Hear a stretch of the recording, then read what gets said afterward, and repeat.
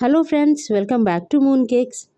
तो आज की वीडियो में हम डिस्कस करेंगे about basic tools and equipments for baking.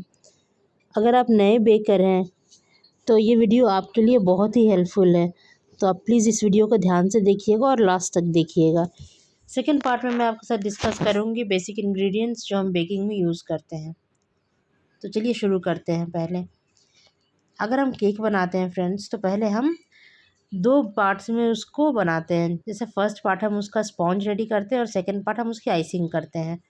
तो जब हम स्पॉन्ज रेडी करते हैं तो हमें उसके लिए चाहिए होता है एक mixing bowl, measuring cups, measuring spoons, whiskers और ये स्पैचुला। मेजरिंग कप्स यूज़ होते हैं आपके इंग्रेडिएंट्स को मेज़र करने के लिए, लाइक मैदा, शुगर और बेकिंग पाउडर, बेकिंग सोडा। तो मेजरिंग कप्स और मेजरिंग स्पून्स हम उसके लिए यूज़ करते हैं। आपके दूध, दही, इन सब के मेजरिंग के लिए हमें ये कप्स और स्पून्स चाहिए।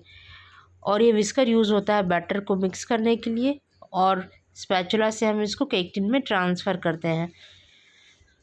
तो ये हमारे बेसिक इंग्रेडिएंट्स है स्पॉन्ज बनाने के लिए। अब हम केक टिन्स के बारे में देखते हैं। तो जो बेसिक केक टिन्स हैं उसमें हम यूज़ करते हैं 7 इंच, 8 इंच और 6 इंच के cake tins. 6 inch for half K G cakes, 7 inch और 8 इंच 1 kg केक्स के लिए। ये जो छोटे वाले केक टिन आप देख रहे हैं ना, ये 5 इंच और 4 इंच हैं जो ऑप्शनल है। अगर आपको 2 टियर केक बनाना है तो आपको इसकी ज़रूरत पड़ेगी, बट अगर आपको नॉर्मल अपने घर के लिए बेकिंग करनी है तो 6 इंच, 7 इंच और 8 इंच बहुत है आपके लिए। अगर आप होम बेकिंग शुरू करना चाहते हैं तो आप वो दोनों छोटे वाले टिन्स भी ले लीजिएगा, ताकि आप 2 टियर केक बना सकें, क्योंकि 2 टियर केक आजकल बहुत ज़्यादा ट्रेंडिंग है। तो बहुत ऑर्डर्स आते हैं ऐसे 2 टियर केक्स के लिए।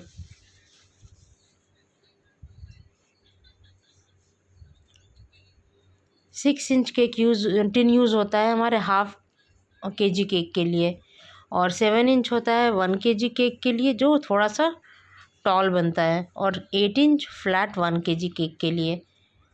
तो ये 3 हमारे बेसिक केक टिन्स हैं।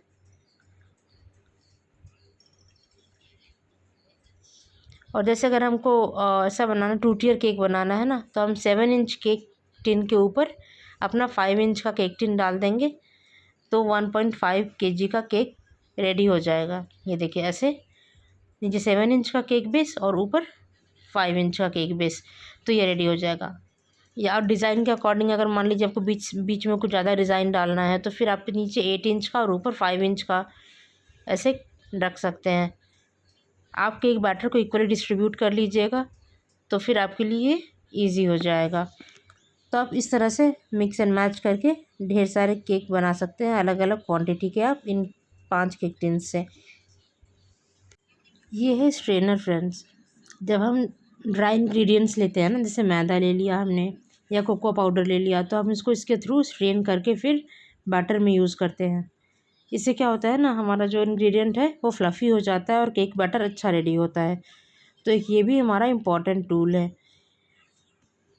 इसके बाद हमारे पास है कप केक के टिन्स और शीट केक के टिन, कप केक के मोल्ड्स। मेरे पास जो कप केक के मोल्ड है और ये शीट केक का टिन है।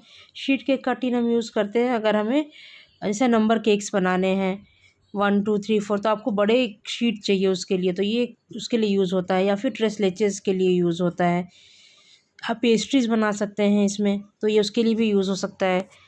और ये है कपकेक मोल्ड। मेरे पास ये जो 12 कपकेक का मोल्ड है, इसके अंदर आप लाइनर डालिए और बैटर फिल करके फिर आप इसको बेक कर लीजिए अच्छे से। तो ये कपकेक का हो गया, शीट केक रेडी हो गया हमारा। तो ये हमारे बेसिक केक टिन्स हैं।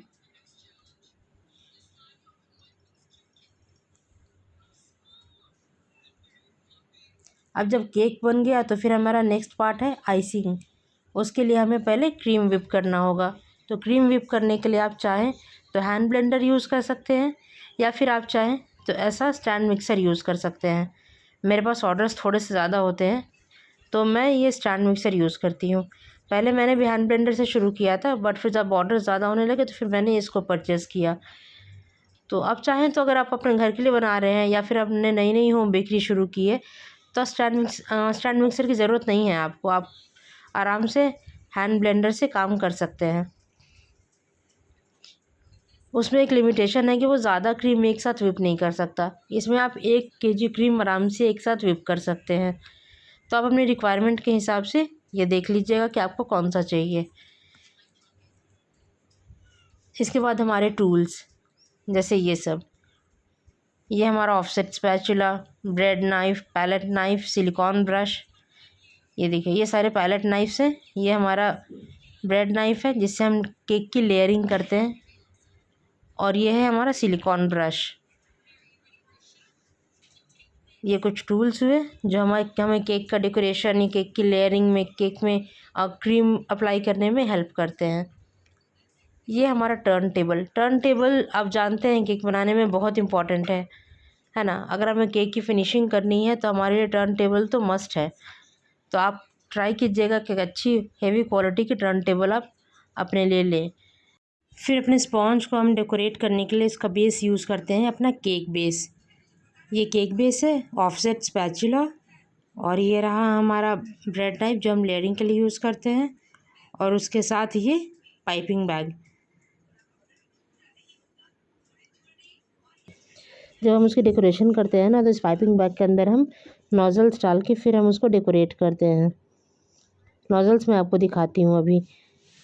उससे पहले ये है फ्लावर नेल। जब हमें रोज़ बनाना है या कोई भी फ्लावर बनाना है तो ये फ्लावर नेल के ऊपर ही हम बनाते हैं उसे। ये रहे nozzles, different type of star nozzles, और भी अलग तरह के से लीफ नोज़ल है। तो आपको अपनी रिक्वायरमेंट के हिसाब से ये नोज़ल्स लेने होंगे अगर आपको केक की डेकोरेशन करनी है तो। ये छोटे छोटे पैकेट्स में भी आता है, मतलब 5-6 के भी सेट में आता है, 20-25 के भी सेट में आता है। आपको जैसी भी रिक्वायरमेंट हो आप वैसा वाला परचेज़ कर लीजिएगा। ये देखिए ये रोज़ के लिए ज़रूरी है। और ये बड़े वाला ये 1M नोज़ल है जो रोजेट्स में यूज़ होता है। रोजेट्स हमारे लिए सबसे ज़्यादा, मतलब सबसे ज़्यादा जो नोज़ल मेरे पास यूज़ होता है वो यही है, 1M नोज़ल। ये बास्केट नोज़ल है। तो डिफरेंट टाइप ऑफ नोज़ल्स हैं फ्रेंड्स, और इसमें से कुछ हैं रशियन नोज़ल्स। ये देखिए इस टाइप के बड़े से नोज़ल्स होते हैं, ये साइज़ इसका ज़्यादा बड़ा होता है, और इसमें पहले से ही सारा डिज़ाइन इनग्रेव्ड होता है। तो इसके लिए आपको अलग से डिज़ाइन बनाने की ज़रूरत नहीं है, बस क्रीम डालते जाइए और ये डिज़ाइन आपका रेडी होता जाएगा। देखिए तो ये इससे थोड़े से बड़े साइज़ के होते हैं रशियन नोज़ल्स। अब हम यूज़ करते हैं स्क्रैपर्स, साइड्स को स्क्रैप करने के लिए, उसमें डिज़ाइंस डालने के लिए। ये टॉल केक के लिए, ये नॉर्मल केक्स के लिए साइड के डिज़ाइन कॉम्बिंग करने के लिए ये प्लास्टिक स्क्रैपर, स्टील स्क्रैपर, और ये फ्लेक्सिबल वाला। अगर आपको डोम केक बनाना है तो उसके लिए आपको ये फ्लेक्सिबल स्क्रैपर लगेगा, है ना। तो ये कुछ बेसिक से टूल्स हैं जो ज़रूरी हैं हमारे केक की डेकोरेशन के लिए। ये डिफरेंट डिज़ाइंस में आते हैं, आप अपने हिसाब से डिज़ाइन सेलेक्ट कर सकते हैं इनके स्क्रैपर्स के। अब इसके बाद हमें रिक्वायरमेंट है वेइंग स्केल की। ये एक्चुअली हमें सबसे पहले रिक्वायरमेंट है हमें इसकी। जब हम मेज़र करते हैं ना तो हमें वेइंग स्केल चाहिए होता है। जब भी आप बेकिंग करें ना तो हमेशा उसको मेज़र करके ही लें। हमेशा जो भी ड्राई इंग्रेडिएंट्स हैं या वेट इंग्रेडिएंट्स हैं, जिसके लिए मैंने मेज़रिंग कप्स और वो सब दिखाए थे ना, मेज़रिंग कप्स, मेज़रिंग स्पून्स, तो आप मेज़र करने के लिए इसको भी यूज़ कर सकते हैं। अगर आपको ग्राम्स में मेज़र करना है तो आप फिर इसको यूज़ कर सकते हैं। इससे बहुत ही एक्यूरेट मेज़रमेंट होता है, मतलब आप 1-2 ग्राम्स का भी फ़र्क कर सकते हैं इससे। इसलिए आप हमेशा एक वेइंग स्केल अपने साथ ज़रूर रखें अगर आप बेकिंग शुरू करने जा रहे हैं तो। और ये रहा OTG, जो सबसे ज़्यादा रिक्वायर्ड है अगर आपको होम बेकिंग शुरू करनी है। अगर आप घर में बेकिंग कर रहे हैं और कभी कभार बेकिंग करते हैं तो आप अपने कढ़ाई में भी बेकिंग कर सकते हैं। मतलब कढ़ाई के अंदर आप स्टैंड डाल के और फिर उसमें आप अपने केक की भी बेकिंग कर सकते हैं। बट अगर आपको ज़्यादा केक बेक करना है तो फिर आपको ऐसे OTG रिक्वायर्ड होगा। इसमें टेम्परेचर, टाइमिंग और मोड का नॉब है, जिसे आप इसको एडजस्टमेंट कर सकते हैं। और मैं मिडिल रैक में अपने सारे केक बेक करती हूँ, तो ये एक ज़रूरी आइटम है आपके लिए अगर आपको होम बेकिंग शुरू करनी है तो। ये कुछ आइटम्स हैं आपकी बेसिक बेकिंग जर्नी के लिए। बाकी बेसिक इंग्रेडिएंट्स की लिस्ट मैं जल्दी ही आपको पार्ट 2 में लेके आऊँगी। आपको अगर कुछ भी डाउट हो तो आप कमेंट बॉक्स में ज़रूर कमेंट कीजिएगा। और मेरी वीडियो को ध्यान से देखने के लिए थैंक यू। मिलते हैं नेक्स्ट पार्ट में।